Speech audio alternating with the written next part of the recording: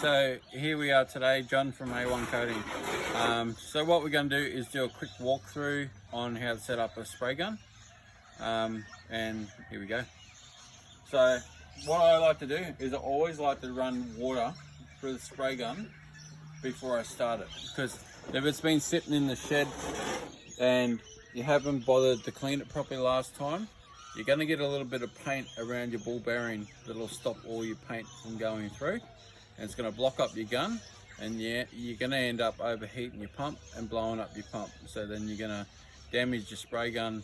So it's always good to run a bit of water through it first, so that way if there's a problem you find out within seconds, because water is always lighter than paint, and if water can't get past, the paint won't go through.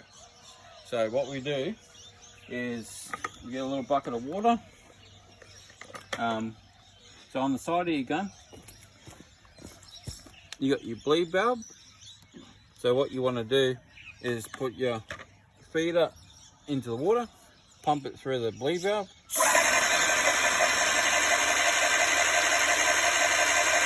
And you got water coming through. So it's all primed up, ready to go then. So that means the ball bearing down in the bottom shaft here is free. So that means you're not going to have any problems with your pump overheating or getting hot, because that's the last thing you want to do, is blow up your pump, especially when you're spending a lot of money on these guns. So it's always best to take an extra 5 minutes to wash out your gun, because it's going to last a lot longer. Make sure you put some oil on there as well. So then all we do is we run it through the gun just to make sure everything's nice and loose, ready to go.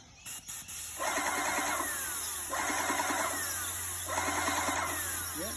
Right. So just a little trick to make sure, because it might not be you, it might be somebody walking past your job site, but always put your safety on your gun, so that way you can't pull the trigger. So if you're working at home spraying a fence and the kids come outside, they can't go spraying your spray gun while you're not using it. So that's just a little trigger safe.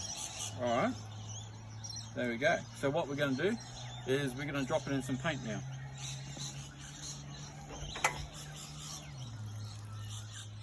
Just let the water run out, get rid of that, because we'll need that bucket.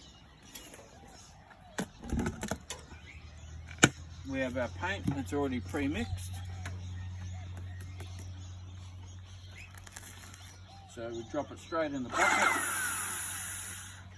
What we want to do is turn it down a little bit.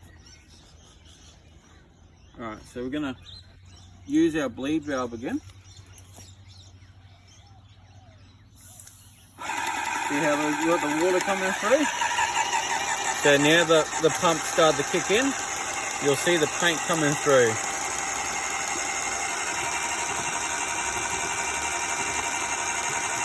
There it comes. There it goes.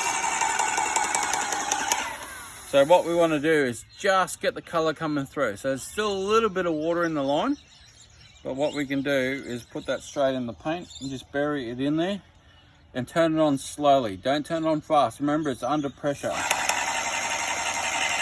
When we pull it out, it's just pumping paint. I just let it run for about half a minute.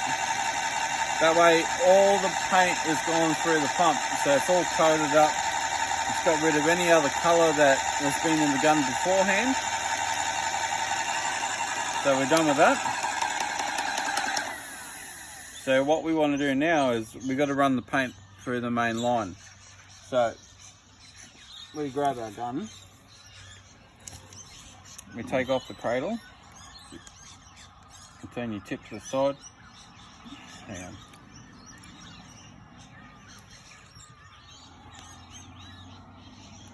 Oh, it's not coming off. Alright, stop that one.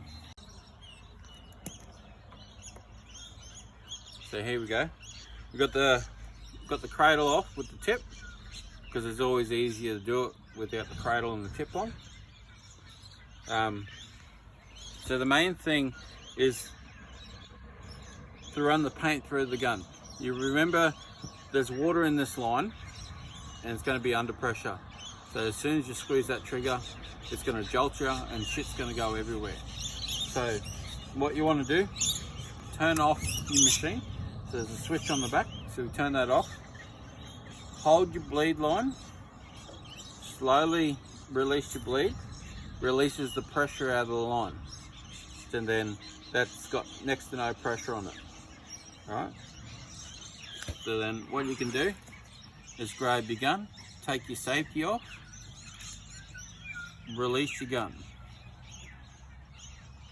Grab your bleeder, turn your bleeder back on, and then turn your machine on. And then your water will run out of your gun with no pressure. See how it's not splashing up anywhere? It's nice and steady. You can control that. You just got to wait for the paint to come through the line.